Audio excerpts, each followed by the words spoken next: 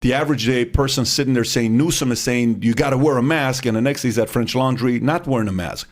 Mayor Villagrosa is saying you got to wear a mask, and then he's seen at a game not wearing a mask, and he says, oh, I don't breathe when I'm taking pictures with people.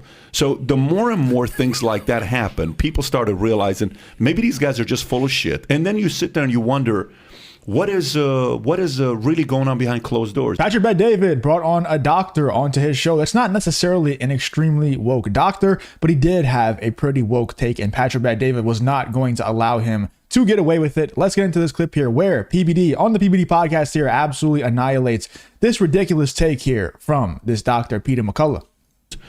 We brought a lot of people on, but the challenge becomes the ability for yesterday, Trump was on this podcast, Full Send, Nelk Boys, right? And the video, Trump says, don't worry, this thing's not going to stay on for too long. And next thing you know, less than 24 hours, gets 5-6 million views and it's taken down. And, he gets on Hannity to say this thing was taken out. But I told him it's going to be taken out because Dana White wanted him to do this podcast. So censorship, what I learned from the outside, here's what I've learned as the non-expert. I learned that the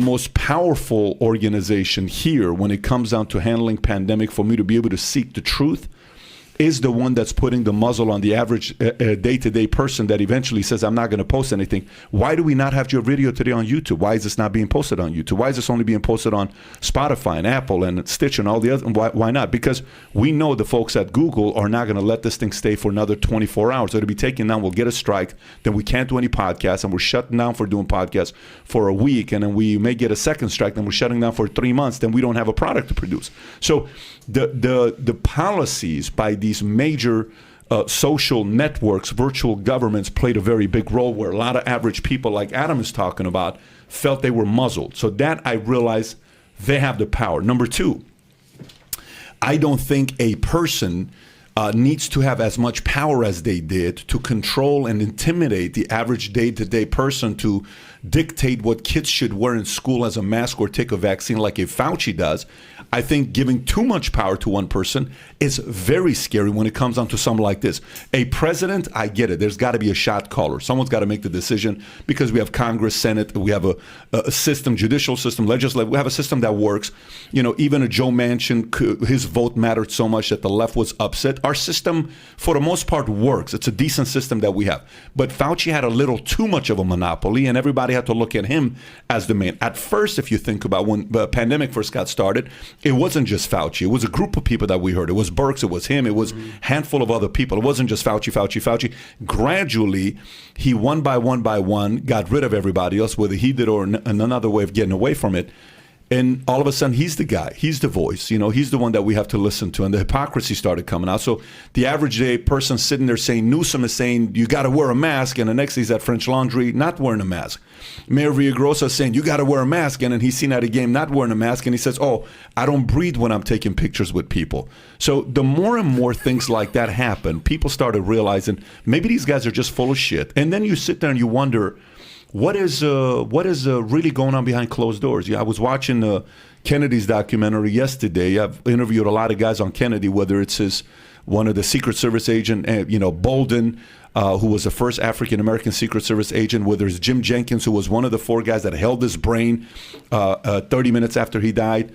And Oliver Stone does his documentary on John F. Kennedy, and you're sitting there, 1963, what's today? 2022, how many years is that? 60 years, nearly 59 years later, and we have an idea what went on. But for 75 years, we can really do investigation to dig into the numbers and the charts. And even his own doctor, who had been his own doctor for years, when interviewed in 1967 at the library, was asked, hey, do you still agree with the 3 shots that was, taken and what people are saying with the Warren report? And he says, I have no interest in commenting on that. What do you mean? Yeah, Patrick Bet-David's cooking right now, man. Like, there's no way you can disagree. And this is why nobody trusts the government anymore. This is why the default setting for anyone who has common sense in their brain, anyone who's not an agent of the government, which is basically the entire woke left, is they hear what the government official story is, and no one ever believes it. Because why the hell would you believe it? Every single thing that they say to us is a lie.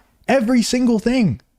Like, you would think that they would sometimes throw a truth here and there in there just to, keep us honest.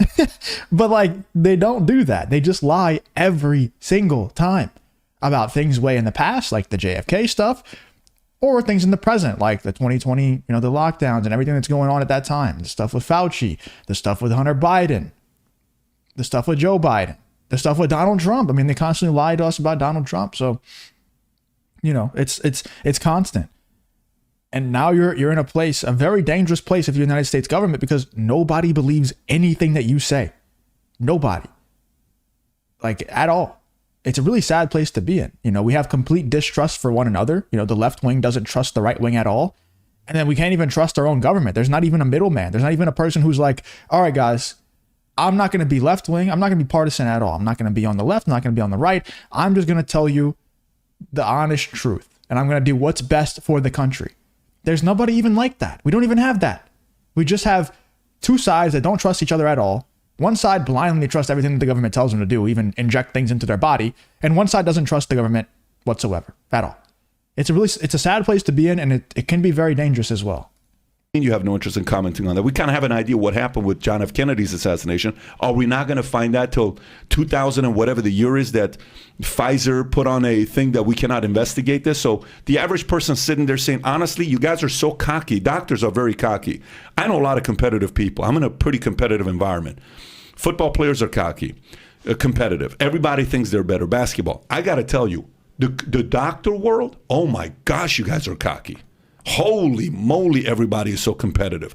So what happens when you guys are so competitive, the doctor world that I'm around and I talk to experts like yourself, everybody is so damn worried about being right. And God forbid if you're wrong once, that you stick to your ego of what is right, what is your right, rather than shit, you may have been wrong once. And these doctors are afraid to freaking debate each other because you're a doctor. You have to keep this facade of how smart you are. Not saying you, I'm talking about as most of those doctors. So who gets the hit? The average day-to-day person. The bottom line is, listen, I'm not afraid. Yeah. It's obvious many people are. It's obvious that many people never spoke up. It's really obvious the media is afraid. The media is a big problem, a huge problem. Yeah, I mean, obviously they are. The media is a huge problem, but so are the doctors that are conforming. And I mean, can you fully blame the doctors that are conforming? The people who I blame are the people who are at the top, right? The people who control the narrative. People like, I don't know, Neil deGrasse Tyson and those sorts of people, Fauci, obviously. But the doctors who are kind of on their way up, right? Like they're just getting a little bit of notoriety, or maybe they don't have any notoriety at all. Can you really blame them for falling in line and not losing their job and all of their credibility, right? Like, I don't think it's their fault. Obviously, like you're probably going to be in the comments like, no, it is their fault. They should sacrifice their whole career, let their family go hungry. Don't have a house anymore for their family to stay in. They should go homeless. Okay, you're an idiot. But I think it's the people at the top who do control the narrative, like Neil deGrasse Tyson, Fauci, those sorts of people who are going on podcasts and saying that anybody who disagrees with us is completely wrong, should be shunned from the doctor community, right? Has no credibility at all. And people did lose their jobs. A ton of people, I know people who lost their jobs who were doctors, nurses, people in the medical field because they didn't agree with, what was being said, the narrative that was being spread, and they turned out to be right. They turned out to be correct. The ones that lost all credibility, lost their jobs, all that stuff, they turned out to be correct. But I think the real problem, the media, of course the media is a problem, right? But nobody believes anything the media says anymore either. So who really cares about what MSNBC says? Nobody cares anymore at all. What people do care about is what their doctor tells them. And if their doctors are having to fall in line with stuff that they don't really fully believe is true, but they know that if they don't fall in line and they don't spread this narrative, they don't give these people these treatments that the mainstream people are telling them to give them, or else you lose credibility, they go homeless. Of course, they're going to fall in line. So that's the real problem. MSNBC is not giving medical care to anyone. The doctors are. And so that's a huge problem when the doctors are forced to fall in line or go homeless or lose their jobs, right? That's the real problem, in my opinion. Now, who in the media wouldn't be interested in an update on how to treat COVID-19? People in the media, thousands of local TV stations. Why wouldn't they be interested in giving an update? Let's have a doctor on and let's go over what you should do when you get COVID. Have you ever seen that? Even once? Think about the oblivion. It didn't come into the producers' minds once to go over an action plan when senior citizens get COVID. Not once. Think about that. That is profound. That is profound. It didn't come up once in a single press briefing for 2 years with the White House Task Force 1, White House Task Force 2, President 1, President 2, Vice President 1, Vice President 2, CNN, Fox, Yeah, because, dude, they don't care about the health of America. They only care about doing the bidding of the government and the people who tell them what to say and then getting ratings. That's all they care about. So they're just going to talk about the same things over and over again that get them ratings. And they're going to keep spreading the same propaganda that their leaders tell them to spread. Let me know in the comments still what you guys think about Patrick Bet-David cooking this guy and really educating him on why nobody's trusting and what the real issue is. The real issue is the people who are giving treatment have been captured. And that's a massive problem. A massive problem. And we should make sure that that never happens again. Never, ever happens again. Donald Trump needs to do that, hopefully, in his 4 years as president. Let me know in the comments what you guys think about this whole Patrick Bet-David really educating this doctor here for the woke take that he had here live on the PBD Podcast and the Valuetainment YouTube channel.